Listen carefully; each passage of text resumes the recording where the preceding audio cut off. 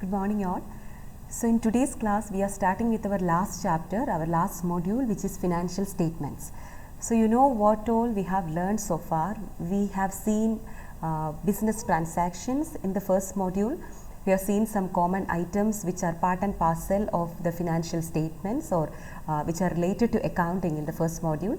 Then we talked about recording of these business transactions or these financial or monetary transactions. We have learned that we record these transactions in a book called journal through an activity called journalizing, through passing journal entries. And in the third chapter, what happens after passing journal entries is we post it to respective ledger accounts. So preparation of ledger accounts, preparation of special journals, posting, then balancing, all that we have learned in the third module. Okay, so journalizing, then ledger preparation. After that, the function is summarizing function, wherein we list down all the accounts we have prepared, all the incomes, expenses, assets and liabilities that we have already prepared into a statement called trial balance. The purpose of preparing trial balance is to ensure the arithmetical accuracy of the journal entries that we have passed. So as we have already seen, if they are accurate, naturally the total of debits in the trial balance should be equal to the total of credits. So all the items which were part of the journal entries for which an account has been opened will be part of the trial balance. Okay, അങ്ങനെയാണ് നമ്മൾ കണ്ടതല്ലേ. നമ്മൾ എൻട്രിയിൽ ഏതൊക്കെ items പറഞ്ഞിട്ടുണ്ടോ, ഏതൊക്കെ ഐറ്റംസിൻ്റെ ledger നമ്മൾ prepare ചെയ്തിട്ടുണ്ടോ, അതിനൊക്കെ ഒന്നുകിൽ ഒരു ടോട്ടൽ അല്ലെങ്കിൽ ഒരു ബാലൻസ് കാണും. അതാണ് നമ്മൾ ട്രയൽ ബാലൻസിൽ എഴുതുക. ഓക്കെ, അത്രയും എത്തി നിൽക്കുകയാണ്. പക്ഷേ even if we have A trial balance that doesn't serve any purpose. നമുക്ക് ആകെ മനസ്സിലാകുന്നത് നമ്മൾ പാസ് ചെയ്ത എൻട്രീസ് ഒക്കെ അരിത്മെറ്റിക്കലി ആക്യുറേറ്റ് ആണോ എന്ന് മാത്രമേ നമുക്ക് മനസ്സിലാവുന്നുള്ളൂ. That is not of any use to us അല്ലേ. അതുകൊണ്ട് പ്രത്യേകിച്ച് ഒരു പ്രയോജനം നമുക്കില്ല. അരിത്മെറ്റിക്കലി ആക്യുറേറ്റ് ആണോ, എൻട്രീസ് ഒക്കെ കറക്റ്റായിട്ട് പാസ് ചെയ്തിട്ടുണ്ടോ, ലെഡ്ജേഴ്സ് ഒക്കെ കറക്റ്റായിട്ടാണോ പോസ്റ്റ് ചെയ്തത് എന്നൊക്കെ മാത്രമേ നമുക്ക് അറിയാനായിട്ട് സാധിക്കുന്നുള്ളൂ.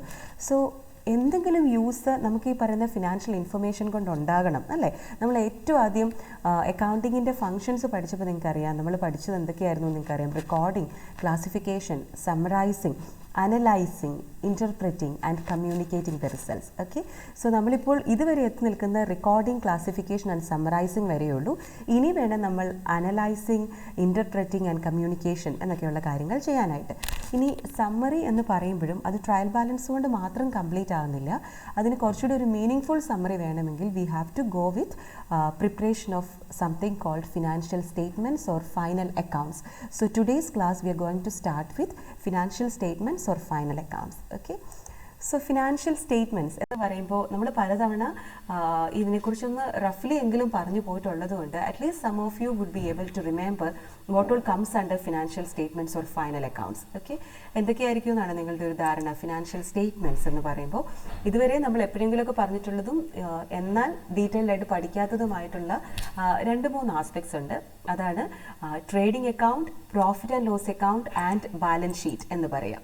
Okay, trading account, profit and loss account and balance sheet.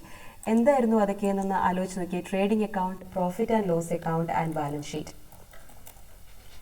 Trading account, then profit and loss account, and then finally balance sheet.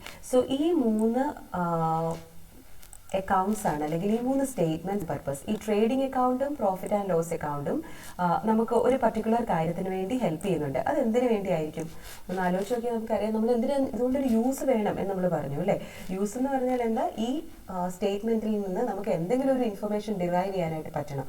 So ആ ഒരു ഇൻഫർമേഷനാണ് ഏറ്റവും ഇമ്പോർട്ടൻറ്റ്. ഏത് ബിസിനസ് നടത്തുന്നത് നമുക്കറിയാം in order to gain profit അല്ലേ. പ്രോഫിറ്റബിലിറ്റി എന്നുള്ള ഒരു main objective വെച്ചിട്ടാണ് ഏത് ബിസിനസ്സും റൺ ചെയ്യുക. സോ പ്രോഫിറ്റബിൾ ആണോ ഒരു ബിസിനസ് അതോ അല്ലയോ എന്നറിയുക എന്നുള്ളതാണ് ഈ പറയുന്ന 2 അക്കൗണ്ട്സ് കൊണ്ട് ഏറ്റവും ഇമ്പോർട്ടൻ്റ് ആയിട്ട് ഉദ്ദേശിക്കുക. ട്രേഡിംഗ് റിസൾട്ട്സ് എന്ന് പറയുമ്പോൾ ഒരു ഫേമിൻ്റെ ട്രേഡിംഗ് എന്ന് പറഞ്ഞാൽ ബൈയിങ് ആൻഡ് സെല്ലിംഗ് ആണ്, നിങ്ങൾക്ക് അറിയാമല്ലോ. സോ ഒരു ബൈയിങ് ആൻഡ് സെല്ലിംഗ് ആക്ടിവിറ്റിയിലൂടെ എന്താണ് ആക്ച്വലി ഒരു റിസൾട്ട് ഉണ്ടാവുന്നത് ഒരു ഫേമിന്, അത് പ്രോഫിറ്റ് ആണോ ലോസ് ആണോ എന്നുള്ളത് അറിയാനായിട്ട് സഹായിക്കുന്നു. Then profit and loss account എന്ന് പറയുന്നത് ഓപ്പറേഷണൽ റിസൾട്ട്സ് ആണെന്ന് ഞാൻ പറഞ്ഞാൽ അതിൻ്റെ അർത്ഥം ആ ഒരു ഫേമിൻ്റെ മൊത്തത്തിലുള്ള ഒരു പെർഫോമൻസ് അല്ലെ, അതിൻ്റെ ഒരു പ്രവർത്തനത്തിൻ്റെ ഫലമായിട്ട് എന്തൊക്കെയാണ് അതിനുണ്ടാകുന്ന ഒരു ഔട്ട്കം, അതൊരു പ്രോഫിറ്റബിലിറ്റിയിലേക്കാണോ വരുന്നത് അതോ നഷ്ടത്തിലേക്കാണോ, നഷ്ടമാണോ സൂചിപ്പിക്കുക എന്നുള്ളതാണ് അവിടെ സൂചിപ്പിക്കുന്നത്. Okay, just A minute.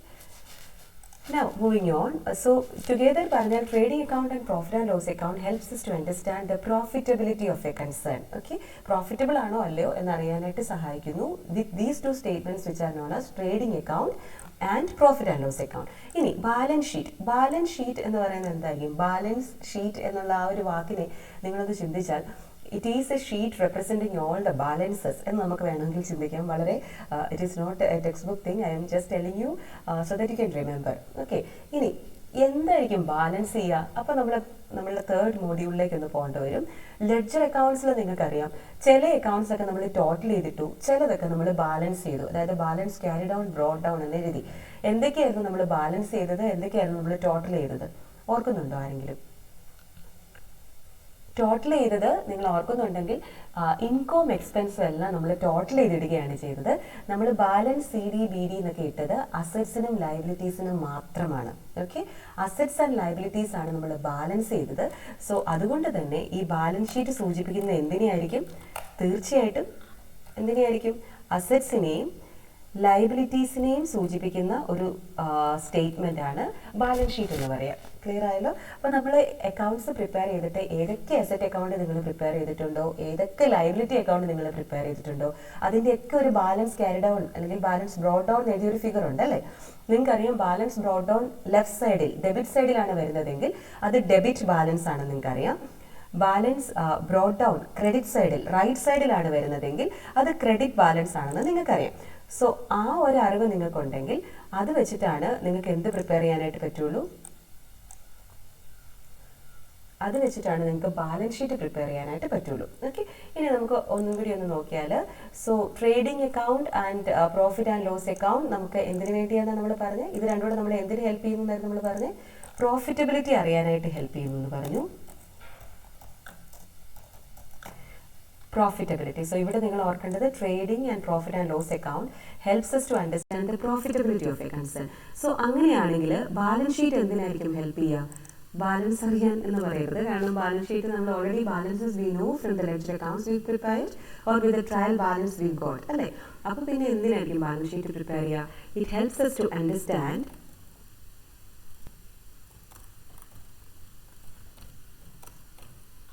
എങ്ങനെയാണ് എന്നൊക്കെ അറിയാനായിട്ടാണ് ബാലൻസ് ഷീറ്റ് ഹെൽപ്പ് ചെയ്യുക. സോ ഇവിടെ നിങ്ങൾ ഈ ഒരു ഫസ്റ്റ് സ്ലൈഡിൽ നമ്മൾ ഇതുവരെ പഠിച്ചതിൽ തന്നെ കുറേ ഇമ്പോർട്ടൻറ്റ് കാര്യങ്ങൾ നമ്മൾ ഓർത്തിരിക്കാനുണ്ട്. എന്തൊക്കെയായിരുന്നു? We have seen what A financial statement is. Financial statement എന്ന് പറയുന്നത് നമ്മൾ ഇതുവരെ പ്രിപ്പയർ ചെയ്ത എല്ലാ ലെഡ്ജർ അക്കൗണ്ട്സിൻ്റെയും ഒരു ആകെത്തുക എന്ന് പറയാം. അതിൽ നിന്ന് എന്താണ് ഒരു മീനിങ് ഇൻഫർമേഷൻ ഡിറൈവ് ചെയ്യാനായിട്ട് നമ്മളെ ഹെൽപ്പ് ചെയ്യുന്ന സ്റ്റേറ്റ്മെന്റ്സിനെയാണ് നമ്മൾ ഫിനാൻഷ്യൽ സ്റ്റേറ്റ്മെന്റ്സ് എന്ന് വിളിക്കുക അല്ലേ? സോ ഇതൊരു കറക്റ്റ് ഇത് പറഞ്ഞു കഴിഞ്ഞാൽ അത്രേ ടെക്സ്റ്റിലും പറയുന്നുള്ളൂ. So financial statements. So financial statements are also known as final accounts which are prepared at the end of a year. Financial statements include trading account, profit and loss account and balance sheet. Financial statement helps us to understand the profitability of a concern, and it also helps us to understand the financial position or financial soundness of a firm. Okay, എന്തിൽ നിന്നാണ് profitability അറിയുക? The trading and profit and loss account reveals the profitability or whether it is profit or not, and the balance sheet reveals the financial position. ഇത്രയും കാര്യങ്ങളാണ് നിങ്ങളിവിടെ മനസ്സിലാക്കേണ്ടത്. ഇനി അടുത്ത ഒരു ഇൻട്രൊഡക്ഷൻ എന്ന് പറയുന്നത് it is about trading account or profit and loss account. നമ്മൾ പറഞ്ഞു പ്രോഫിറ്റബിലിറ്റി അറിയാനാണ് ഇത് ഹെൽപ്പ് ചെയ്യുക നമ്മൾ പറഞ്ഞു. Then trading account trading results ആണ് തരിക എന്ന് പറഞ്ഞു. Profit and loss account operational results ആണെന്ന് പറഞ്ഞു.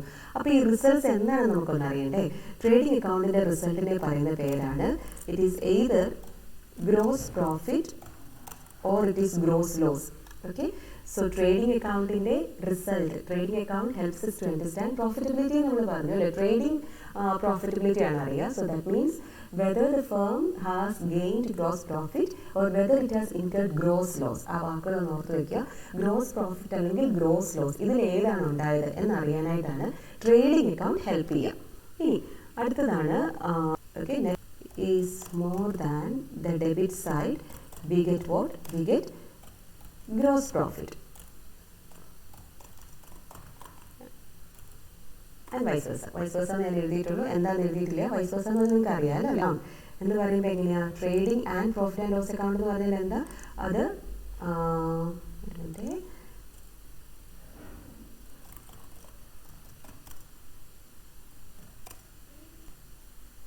Trading profit and loss account.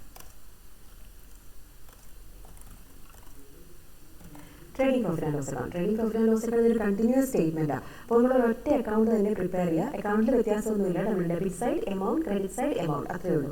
അതായത് പർട്ടിക്കുലേഴ്സ് എമൗണ്ട് ഇല്ലേ, അത് തന്നെ ഡെബിറ്റ് എന്ന് ലെഫ്റ്റ് സൈഡിലും ക്രെഡിറ്റ് എന്ന് റൈറ്റ് സൈഡിലും എഴുതുന്നു. ദെൻ മുകളിൽ ട്രേഡിംഗ് അക്കൗണ്ട് എന്ന് കൊടുത്തിട്ട്, അല്ലെങ്കിൽ trading and profit and loss account ഒറ്റ ഹെഡിങ് കൊടുത്തിട്ട് തന്നെ നേരെ എഴുതി പോകാം. അപ്പോൾ നമുക്കറിയാം ട്രേഡിംഗ് അക്കൗണ്ടിൻ്റെ റിസൾട്ടായിട്ട് ഗ്രോസ് പ്രോഫിറ്റോ ഗ്രോസ് ലോസോ കിട്ടുമല്ലോ. എന്നിട്ട് നമ്മൾ ടോട്ടലി ഇത് കിട്ടാനാണ് അത് കിട്ടുക എന്നൊക്കെ ഊഹിക്കാം. നമ്മൾ ഡീറ്റെയിൽ ആയിട്ട് കാണും. ആ കിട്ടുന്ന ഗ്രോസ് പ്രോഫിറ്റോ ഗ്രോസ് ലോസോ നമ്മൾ ബ്രോഡ് ഡൗൺ ചെയ്യണം. ആദ്യം എഴുതുന്നത് ഗ്രോസ് പ്രോഫിറ്റ് ക്യാരി ഡൗൺ എന്നൊക്കെ ആണെങ്കിൽ അത് ബ്രോഡ് ഡൗൺ ചെയ്താണ് നമ്മൾ എന്ത് സ്റ്റാർട്ട് ചെയ്യുക, P and L account start ചെയ്യുക. സോ പ്രോഫിറ്റ് ആൻഡ് ലോസ് അക്കൗണ്ടിലെ ഫസ്റ്റ് ഐറ്റം എന്ന് പറയുന്നത് എപ്പോഴും ഈ പറയുന്ന ഗ്രോസ് പ്രോഫിറ്റോ അല്ലെങ്കിൽ ഗ്രോസ് ലോസോ ആയിരിക്കും. മനസ്സിലാവുന്നുണ്ടല്ലോ. ട്രേഡിംഗ് അക്കൗണ്ടിന്റെ ലാസ്റ്റ് ഐറ്റം ആയിട്ട് കിട്ടുന്നതാണ് ഗ്രോസ് പ്രോഫിറ്റ് അല്ലെങ്കിൽ ഗ്രോസ് ലോസ്. അതിന്റെ കണ്ടിന്യൂവേഷൻ ആണ് P and L account. So P and L അക്കൗണ്ടിലെ ഫസ്റ്റ് ഐറ്റം എന്ന് പറയുന്നത് എന്തായിരിക്കും, ഗ്രോസ് പ്രോഫിറ്റ് ആണെങ്കിൽ അത് ബ്രോഡ് ഡൗൺ ചെയ്യുന്നു, ഗ്രോസ് ലോസ് ആണെങ്കിൽ അത് ബ്രോഡ് ഡൗൺ ചെയ്യുന്നു.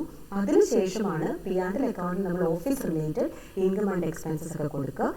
ട്രേഡിംഗ് അക്കൗണ്ടിൽ നമ്മൾ ഡിറക്റ്റ് ഇൻകം ആൻഡ് എക്സ്പെൻസസ്, അതായത് directly related to the factory, അങ്ങനെയുള്ള ഇൻകം ആൻഡ് എക്സ്പെൻസസ് ആണ് നമ്മൾ ട്രേഡിംഗ് അക്കൗണ്ടിൽ കൊടുക്കുക.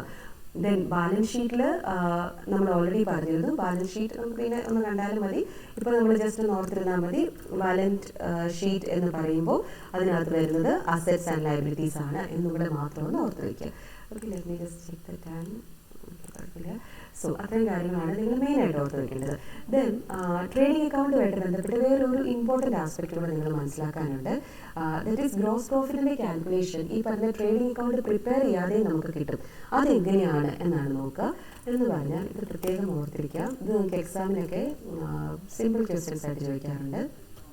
Minus purchases return. Net sale എന്ന് പറഞ്ഞാൽ എന്തായിരുന്നു, sales minus sales return. Okay, ഇനി ഈ ഒരു പ്രോബ്ലം നമുക്ക് അടുത്ത ദിവസം ചെയ്യാം. അപ്പോൾ നിങ്ങൾക്ക് മനസ്സിലാവും. മനസ്സിലാക്കാനായിട്ട് ഞാനത് കാണിച്ചു തന്നതേ ഉള്ളൂ. ആദ്യം കോസ്റ്റ് ഓഫ് ഗുഡ്സ് സോൾഡ് കണ്ടുപിടിക്കുക. നെറ്റ് പർച്ചേസ് നിങ്ങൾ സെപ്പറേറ്റ് എഴുതിയാലും കുഴപ്പമില്ല കേട്ടോ. നെറ്റ് പർച്ചേസ് ഇതാണെന്ന് പറഞ്ഞിട്ട് വേണം അവിടെ എഴുതാൻ.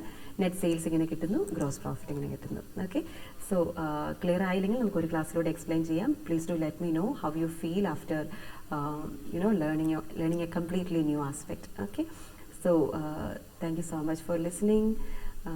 God bless.